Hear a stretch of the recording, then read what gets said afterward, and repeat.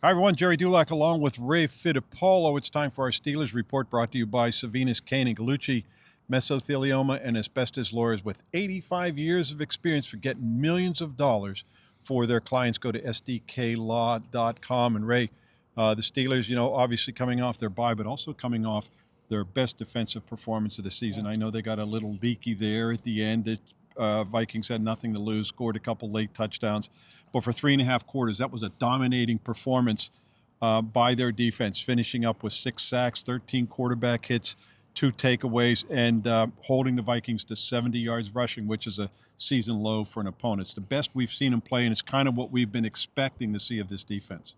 Yeah, defensive coordinator Teryl Austin was talking about today, Gerry. He's looking for ways to free up T.J. Watt and the other edge rushers. And, when they're stationary, it's easy for offensive linemen to know where they are. But he said they've been doing a lot of stunts, a lot of games inside, and that's kind of created some confusion. And guys like Keeanu, Benton, and some other guys have really cleaned up in the sack department the last couple of weeks. Benton had 1.5 sacks against the Vikings. Gerry, in his first 37 NFL games, he only had 2 sacks.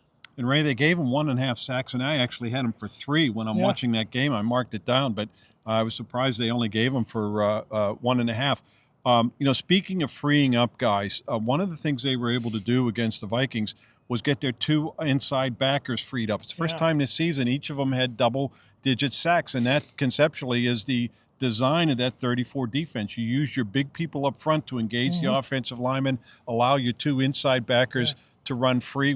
That was the success of those defenses in the 2000s with Aaron Smith and Casey Hampton and Brett Kiesel.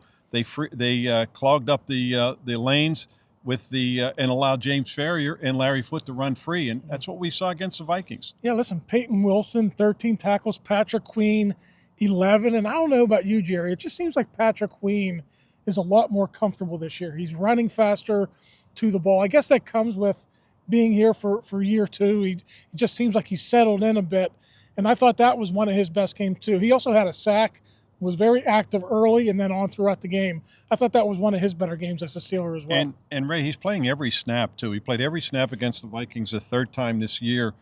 I'll get rid of this B. 3rd time this year he's played every snap. Payton Wilson came out, I think, for 10 plays, and Cole Holcomb stepped in. But they're playing the majority of the snaps. We also saw Payton Wilson's speed chasing down Jordan Addison. I think they timed it 22 miles per hour, which was even faster than DK Metcalf ran on that 80-yard catch and run for a touchdown. Yeah, 22.5 miles per hour. I asked Patrick Queen last week before they went on a bye who would win in a match race between Payton Wilson and DK Metcalf. At first he said, I'll take Payton. Then he changed his answer. He said, probably DK, but Payton's my guy. One of the other things we saw with the defense in Ireland, Ray, was the play of Deshon Elliott. This is a guy they like so much that 1 year after signing him in free agency, they gave him a new contract. He finally comes back after missing a couple games. Had the sack with forced a fumble, and he had the interception as well. This guy is a guy who they love in the run defense, but he makes plays in the defense, and that's why they were glad to have him back.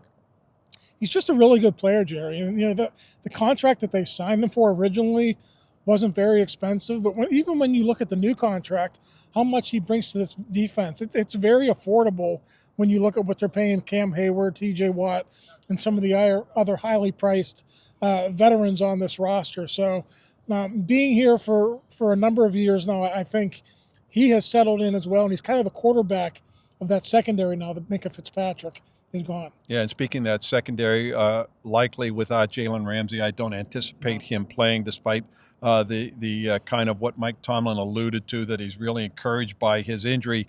He has that hamstring, and they're so tenuous, Ray. He's not expected to play. I'm not sure he'll play in Cincinnati, but they get Joey Porter Jr. back, who's missed 3 games with a hamstring injury.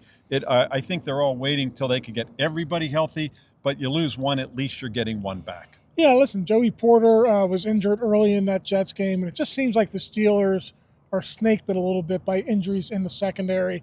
I think we're all waiting to see all those guys play it together. We maybe got it for one half against the Jets, but Mike Tomlin talked about it throughout the summer. He thinks they could be very creative and do a lot of stuff in the back end when they're all healthy. They just haven't been healthy yet, and I don't think we see that in the defense so far. Ray, let's flip to the other side of the ball. When you look at the Steelers' lack of success the past 2 years in the red zone, under 50% touchdown conversions when they've gotten inside the 20.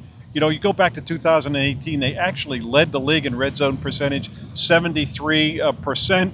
But since then, 5 of the last 6 years, they've been in the bottom half. But this year so far, only 13 trips inside the red zone, but they've converted 9 for touchdowns. That ranks 8th in the league, so they've been more efficient. We talked to Arthur Smith today, asked him about that, and he said they have a lot of catch-and-run guys that they've been able to utilize. They're built differently, and they've been able to utilize some of those guys in those situations. And I think good quarterback play is a part of it, Gerry. You have Aaron Rodgers there now, who's able to sit back and read the defense and get the offense into the right plays. And Ben Roethlisberger was great at doing that. And that was his last season, 2018, his last season before he became compromised with that elbow. And he just wasn't the same player after that. So, you know, you're right.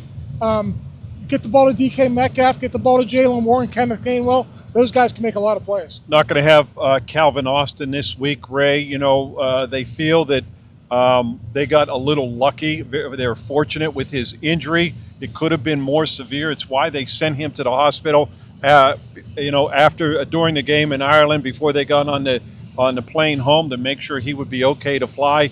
But that being said, while it's not as bad as they feared it could have been, he's not going to play.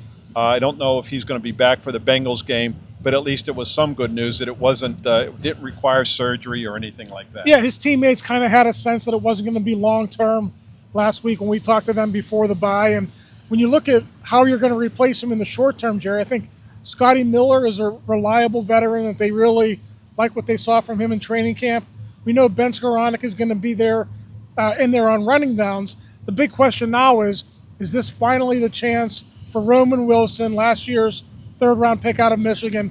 Is this finally his chance to maybe break through and get some more snaps? I think what we're going to see against the Browns, Ray, we're going to see the reemergence of the guy who's disappeared. That's tight end Pat Freiermuth. Only 10 targets, 7 catches through 4 games. At this point last year, Ray, he had 20 targets and 17 catches, and we thought he was underutilized then. I think you're going to see Pat Freiermuth reemerge in this game and be a frequent target for Aaron Rodgers. Yeah, listen, you can use him as a number 2 receiver. He can flex out. He's got that skill set.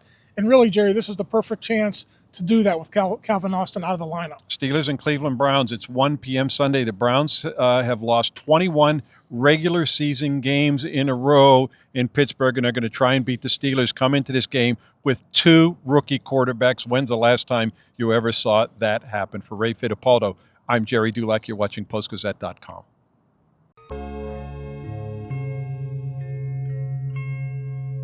Thank you for checking out this content from Post-Gazette Sports. If you watch this video on YouTube, please like the video and subscribe to our channel. For all of the sports coverage the Post-Gazette has to offer, visit post-gazette.com.